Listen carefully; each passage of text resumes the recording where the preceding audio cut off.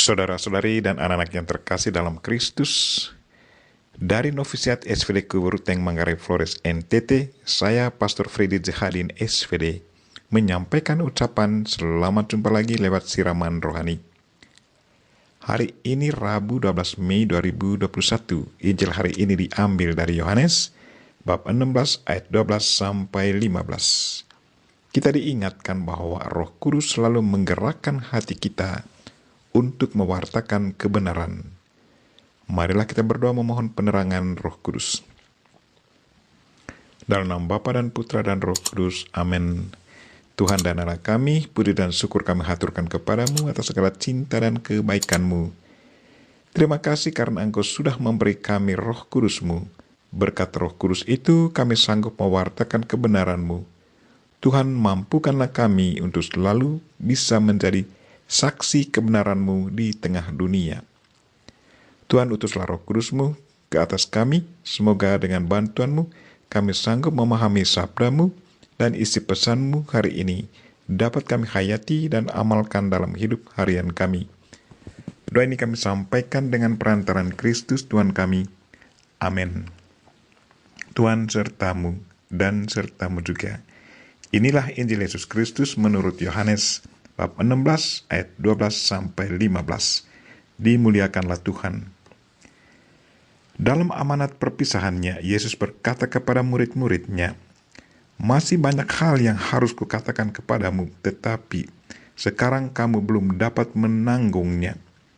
Tetapi apabila Ia datang, yaitu Roh kebenaran, Ia akan memimpin kamu ke dalam seluruh kebenaran. Sebab Ia tidak akan berkata-kata dari dirinya sendiri, tetapi segala sesuatu yang didengarnya, itulah yang akan dikatakannya, dan Ia akan memberitakan kepadamu hal-hal yang akan datang. Ia akan memuliakan aku, sebab Ia akan memberitakan kepadamu apa yang Dia terima daripadaku. Segala sesuatu yang Bapa punya adalah kepunyaanku. Sebab itu, Aku berkata, Ia akan memberitakan kepadamu apa yang Dia terima daripadaku." Demikianlah Injil Tuhan. Terpujilah Kristus. Saudara-saudari dan anak-anak yang terkasih dalam Kristus, tema renungan kita hari ini ialah Roh Kudus selalu menggerakkan hati kita untuk mewartakan kebenaran. Lewat Injil hari ini, Yesus kembali mengingatkan kita akan peranan Roh Kudus dalam hidup kita. Dia menyebut Roh Kudus adalah roh kebenaran, roh yang akan memimpin manusia dalam seluruh kebenaran. Yesus Kristus dengan tegas katakan bahwa Roh Kudus tidak akan berkata-kata dari dirinya sendiri, tetapi segala sesuatu yang didengarnya dari Yesus Kristus, itulah yang akan dikatakannya. Dan Ia akan memberitakan kepada para murid dan pewarta sabda Allah hal-hal yang akan datang. Yesus Kristus sendiri pun demikian. Ia tidak berkata-kata dari dirinya sendiri, tetapi apa yang dikatakan oleh Bapanya, itulah yang diwartakannya. Yesus Kristus sungguh taat kepada Bapanya. Kehendak Bapa selalu menjadi prioritas.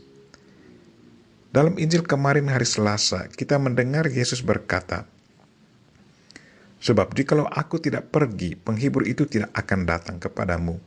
Tetapi jikalau aku pergi, aku akan mengutus dia kepadamu."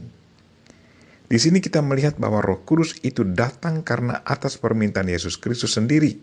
Dan Dia sendirilah yang mengutusnya dalam kedatang ke dunia untuk melanjutkan karya keselamatan. Hanya cara kerjanya lain daripada Yesus. Yesus Kristus adalah manusia dan Allah.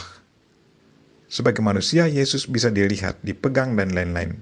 Sementara Roh Kudus tinggal dalam diri manusia dan menggerakkan manusia dari dalam.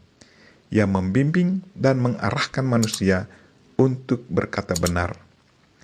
Yesus Kristus mengutus Roh Kudus datang ke dunia karena Yesus sadar akan keterbatasan manusia. Yesus tahu bahwa para muridnya tidak memahami secara baik apa yang sudah diajarkannya. Para murid gampang lupa, apalagi latar belakang pendidikan mereka semuanya sangat sederhana.